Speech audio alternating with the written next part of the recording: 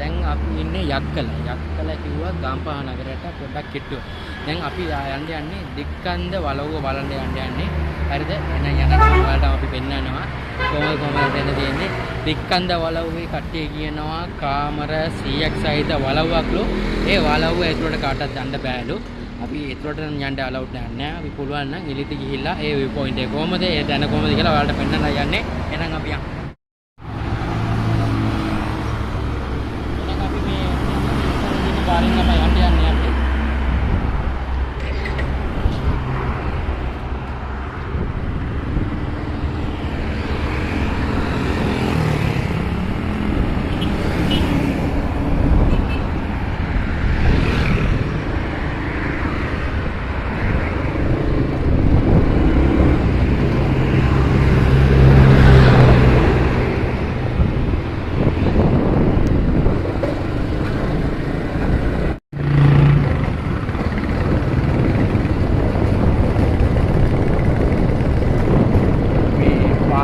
පාර නම් හොඳයි. ඒතර මේ අවුලක් නැහැ. මේ පාරවල් දෙකක් තියෙනවා. ඒ වගේම මේ එක පාරකින් තමයි මම යන්නේ. මේක තියෙන්නේ හරියට ගම්පහ හරි තියෙන්නේ. ගම්පහ දිස්ත්‍රික්කයට තමයි මේ අයත් වෙන්නේ මේක. හරි අපි යන්.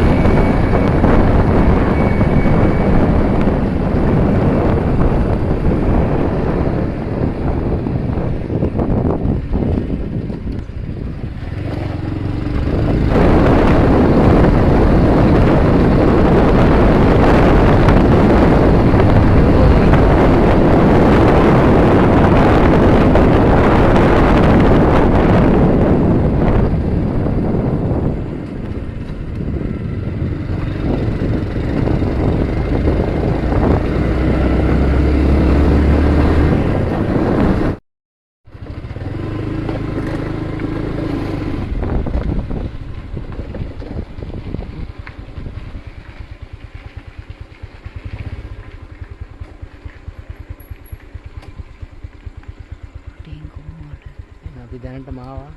අපි දැන් ඉන්නේ දික්කන්ද වලවගාව.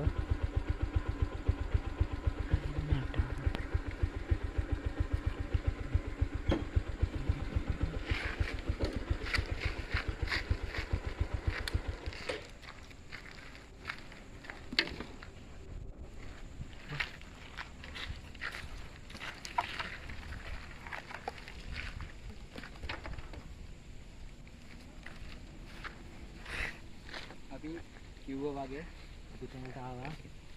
තියෙන්නේ දික්කන්ද වලව්ව. ඒක බලනකටත් මොකද්ද භයානකයි වගේ. ඇතුළේ ගිහලා ඉන්න පුළුවන්ද බැරිද කියලා කාටවත් දන්නේ නැහැ. මෙතෙන් යන පාරක් නම් දන්නේ නැහැ කොහොමද කියලා. මමත් මේ ෆොටෝ එක මේ Facebook එකේ දැකලා තමයි මම ආවේ. මම ගම්පහ පැත්තට මම පිටු දුවන්නේ. ගම්පහ පැත්තට හයර් එකක් ආවා. ඇවිල්ලා මේ මම පොඩ්ඩක් ප්ලෑන් කරා මෙහෙට යන්න. අපි නේද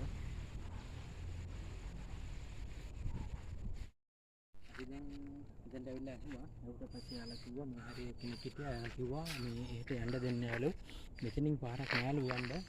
එහෙන් තව පාරක් තියෙනවලු. ඒ හරියෙන් තියෙනවලු තව පාරක්. ඒ පාරෙන් තමයි යන්න වෙන්නේ. අපිට යන්න දෙන්නේ නෑලු. පොඩ්ඩක් ගිහලා බලමුකෝ කොටත් යන්න දෙනවා නම් යනවා. නැත්නම් මේ වීඩියෝ එක මෙතනින් අවසන් කරනවා. ගමන නම් අසාර්ථක වුණා. ඇතුල් වෙන්න දෙන්නේ නෑ. මේ හරියේ ඇඳගෙන ඉන්නවා. මුරකාරයෙක් ඉන්නවලු. ඒ මුරකාරයෙක්ගෙන් අහලා පුළුවන් නම් යන්නලු ඇතුළට. මම බැලුවා මුරකාරයෙක් නෑ. මුරකාරයෙක් නැති ගෙදරට මේ ඇතුල් වෙන්න හොඳ නෑනේ. ඒ නිසා අපි ඉහළට යනවා. මේ වගේ තැන් වලට ගිහින් අපි කට්ටි ඉන්නවා නම් අනිවාර්යයෙන්ම කමෙන්ට් වගේ මේකට ඇතුල් වෙන්න පුළුවන් මේ හරි ඉන්නවා නම් මේ හරි ඉන්නවා නම් chance එකක් බලන් දෙන්න. අපි මේ ඇතුළට ගිහින් වීඩියෝ එකක් ගන්න ඕනේ. එහෙනම්